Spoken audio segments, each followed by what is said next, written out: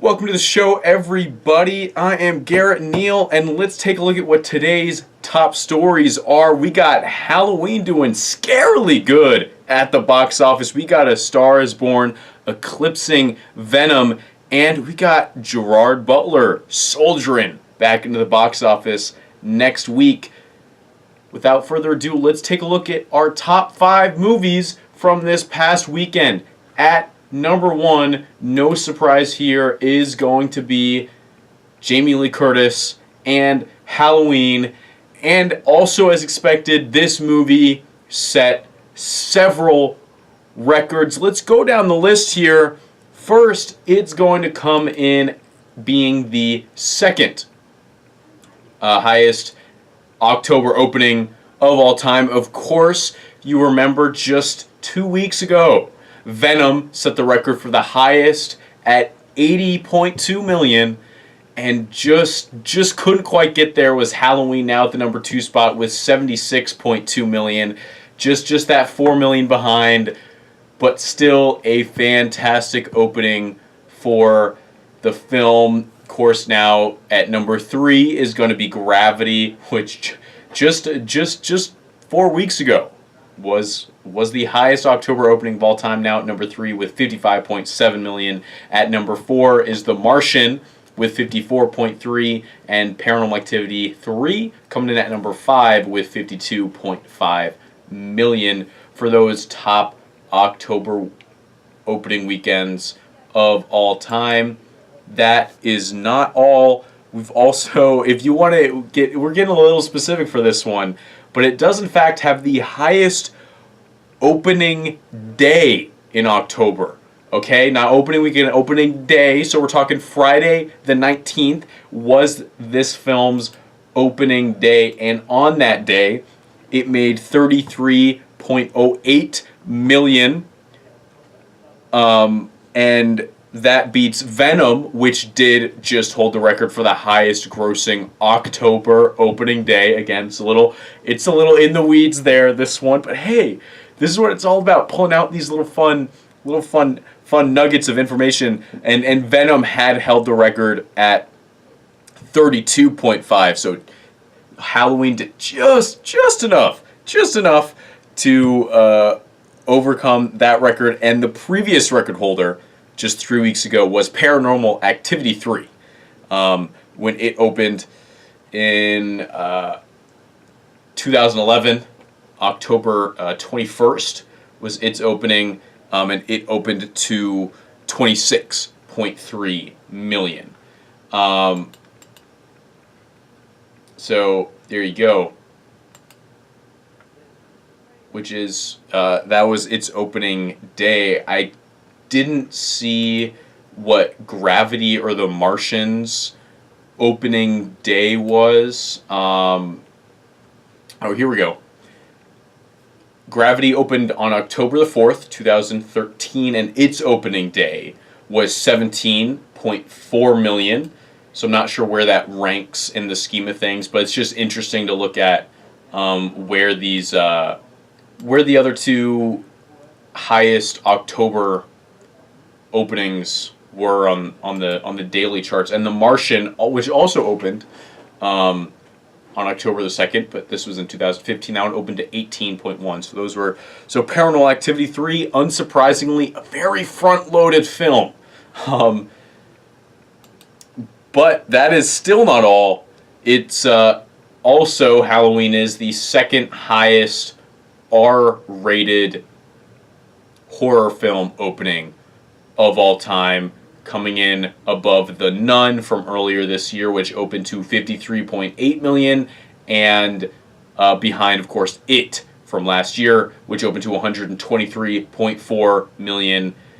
Just a little shy of that one, just a tad. Of course, we talked about that a little bit last week, and we saw most of these coming. But this was still a little bit, or it was, right around expectations. I think maybe a little bit more for Halloween, and it's good to see it. Good to see it doing well. I'm very excited. I was too busy this weekend. I didn't get to go out to the theaters once this weekend. Made me mad. Luckily, don't go away from the show for the second half of the show, but not a whole lot coming out next weekend, so hopefully I'll be able to catch up on that.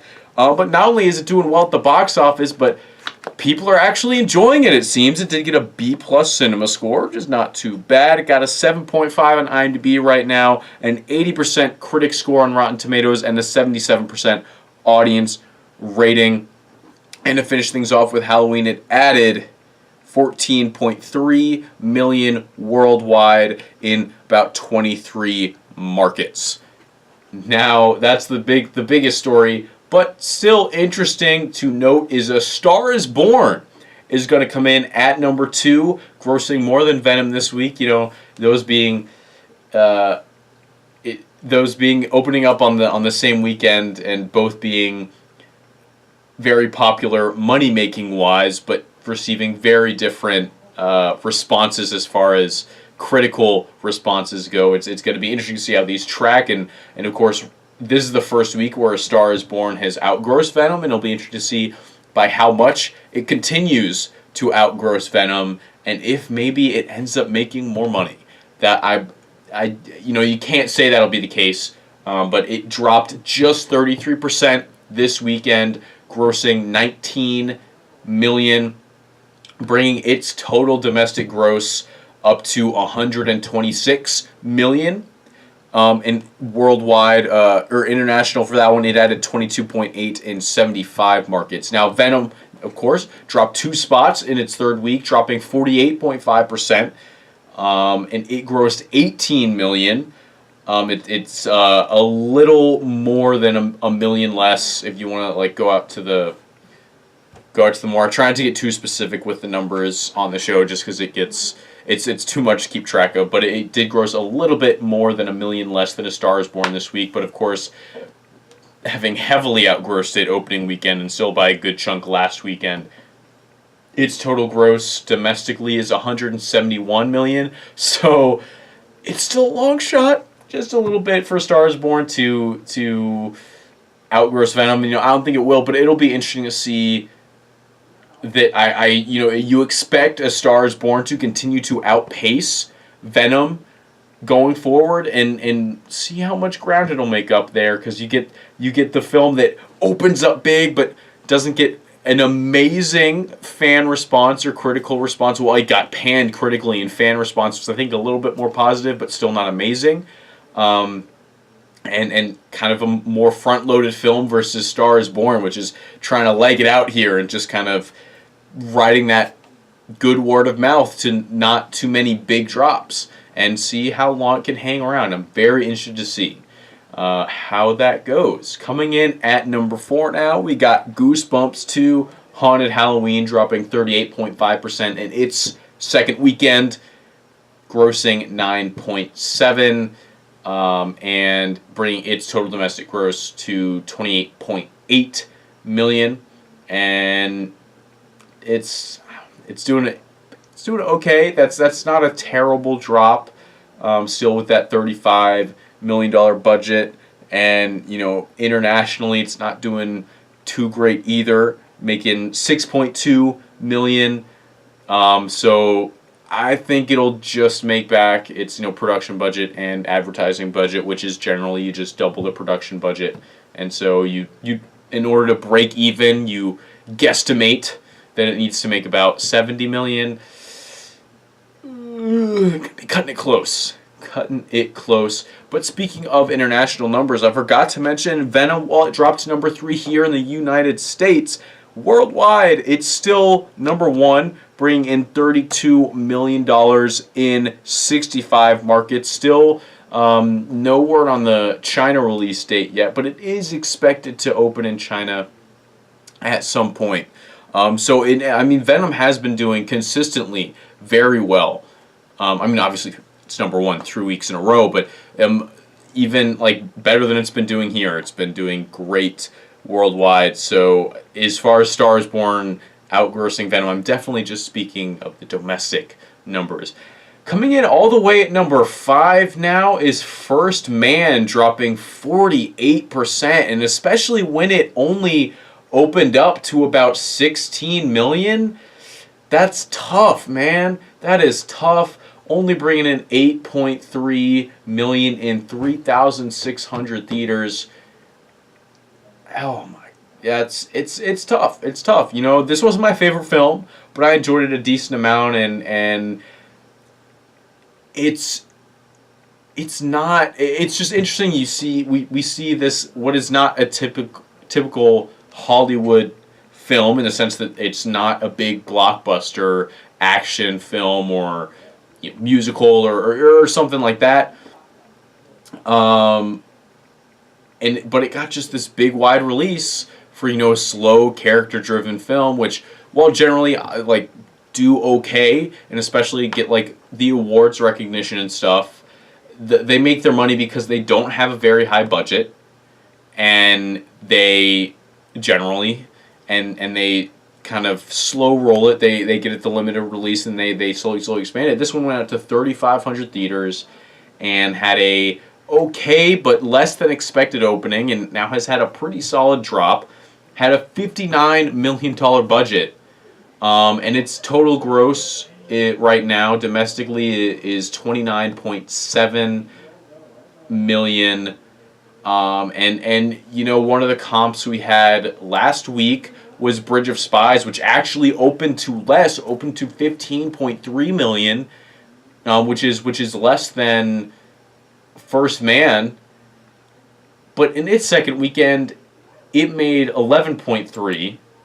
And of course, we just mentioned First Man below that, so it's not pacing out very well, and it's kind of a shame. I mean, you never like to see a movie fail, but especially one that when it seems like Universal was taking a risk with that one, in releasing it so widely like that.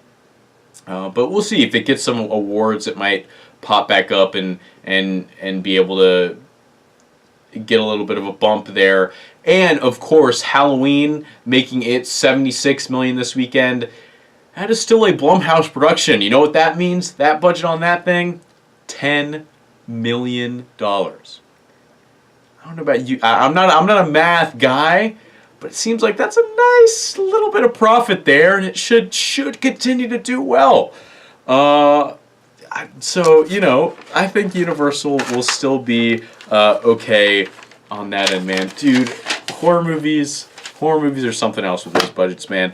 In other news, before we move on from this past weekend, we got The Hate U Give, which is going into its second week, I believe.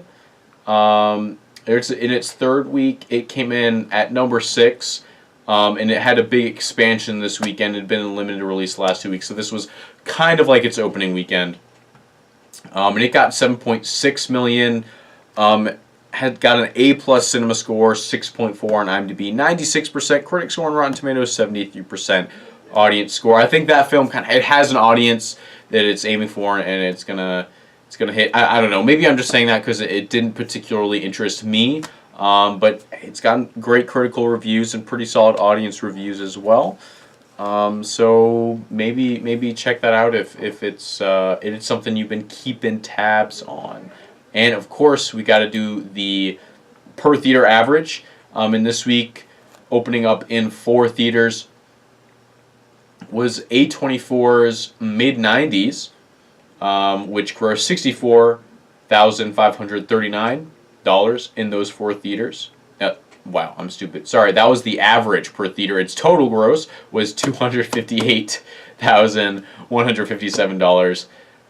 Whoops, but there you go. I have seen this film. I was not a huge fan, to be honest, but this is a slower film. It's well, first, I guess I should tell you what it's about. It's about a kid named Stevie who has some troubles at home, and so he kind of ends up spending a lot of his time with a group of skaters that he finds, and it's called Mid-90s, takes place in the Mid-90s, but it's not really like about the 90s. It's more about this group of friends and just kind of things that they do, and it's notable. It's the directorial and written debut of Jonah Hill and it is a comedy. There are a lot of funny parts, but I think it does focus a little more heavily on the dramatic side of things. Um, Again, it was a little slow for me, and I don't particularly relate to skater culture. But I think if you do, you'll probably enjoy it. And it does do some interesting things, but it's hard for me to comment on it because it's just really just those slow and slow character pieces, and especially when like I didn't particularly like any of the characters outside of I think one. Um, it's just hard for me to get into that. But it has gotten pretty decent reviews. It's got a 7.6 on IMDb, 80% critical rating with 69 reviews on Rotten Tomatoes. So I think I'm kind of in the minority on that one. So went a little long on looking at this past weekend, but as I mentioned earlier, there's not a whole lot to kind of look at going forward next weekend. But please stick around because we're going to be talking about Dumb English Spies and Gerard Butler. So we'll be right back. Quick break here. I am Garrett Neal, and you are listening to your weekly box office breakdown on Radio DePaul, Chicago's College Connection.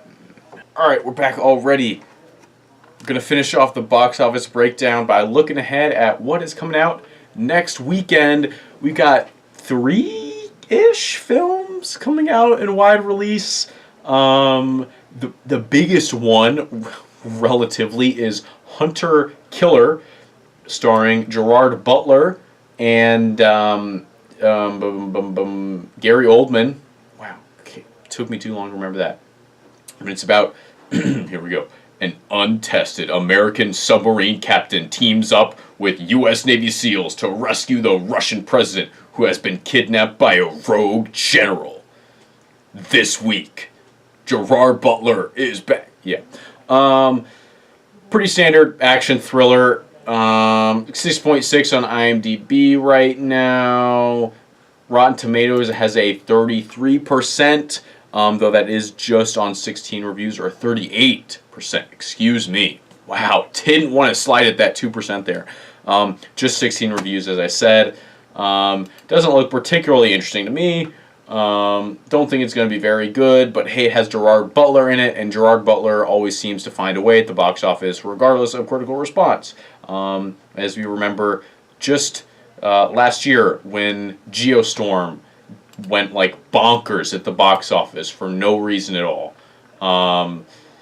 So, well, not bonkers, but like it did better than it probably like should have, considering the critical response it got.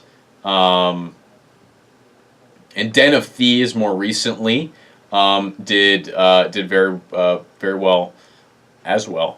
So you never know. People like Gerard Butler. I like him too. Just I tend to only watch like his good movies, I guess. Pretty much only watched like 300 and the How to Train Your Dragon movies. But yeah, I don't know. It's projected to do $7.5 million in 2,600 theaters. So it'll probably come in third or fourth this weekend. Not a huge thing. And yeah, the bad reviews are not helping it. Johnny English Strikes Again is coming stateside. This one's been out in the international market for a while. Of course, this is starring Rowan Atkinson, most known for his role as Mr. Bean. This is a franchise that is done. It's much more well known in England, unsurprisingly. It has made $96 million overseas, not too bad. 6.6 on IMDb, another 38% critical score on Rotten Tomatoes with 48 reviews. I mean, again, this is not a franchise that has historically done well here, or done like really that much, or is received well here. It's it's goofy, like a spy spoof film. And you know, I mean, for this kind of movie, I don't really think that bad reviews are going to hurt it that much, because I don't think that the crowd it's appealing to really cares. They're probably gonna you either were gonna see this or you won't. I don't think there was a crowd that was like worried that because it's not like the other ones got great reviews either. But some people are just into that type of humor. It's projected right now to get 3.2 million. It's looking to open in around 500 or so theaters. That is down 20% from last week, so it's trending in the wrong direction. Hunter Kill is down 17%. I forgot to mention from last week, also trending in the wrong direction. One other wide release we're getting. It's hard to know where it's gonna be, because we don't know how many theaters it's gonna be in right now. It's Indivisible, which is a war drama. Here we go. Description. Okay. Indivisible is the extraordinary true story of Army Captain Darren Turner and his wife Heather. When war etches battle scars on their hearts, they face one more battle, the fight to save their marriage. One marriage, one family, under God. Yeah, you know, not a huge buzz for this, so I've never heard of this before, so I don't think it's going to do that well either. Not really anything I'm looking forward to next weekend, so I'm hoping to catch up on Halloween. Maybe I still never saw Venom, so maybe if I have time I can see both of them. We got some music going on now, so that means time is running out. Got the Bumps Gonna Goose Ya. Promotional music from the Goosebumps 2015 film. Great song. You should definitely listen to it. But the music does mean it's time for me to go. Hope you enjoyed the show. I've been Garrett Neal. This has been your weekly box office breakdown. Information from this weekend came from Box Office Mojo, and the long range projection comes from Box Office Pro. Have a great week, guys. Hope you enjoy whatever you see this weekend or this week. And I'll see you next Monday.